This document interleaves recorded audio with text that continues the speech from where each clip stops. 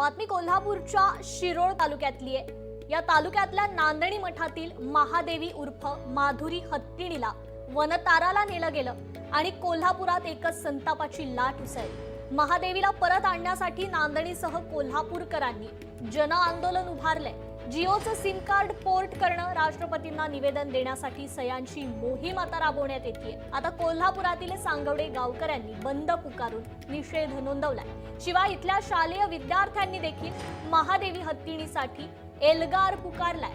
हत्तीण मिळेपर्यंत शाळेत न जाण्याचा निर्णय या लहानग्यांनी घेतलाय आणि तसं लिखित निवेदनही शाळेला पाठवलंय। त्यामुळे आज शाळेतील वर्गही रिकामे असल्याचं पाहायला मिळालंय।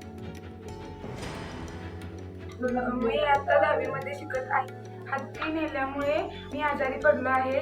जोपर्यंत हत्ती परत येत नाही तोपर्यंत मी शाळेला येणार नाही। मी आता 10वी मध्ये शिकत आहे। हत्ती नेल्यामुळे मी आजारी पडलो आहे। जोपर्यंत हत्ती परत येत नाही तोपर्यंत मी शाळेला येणार नाही।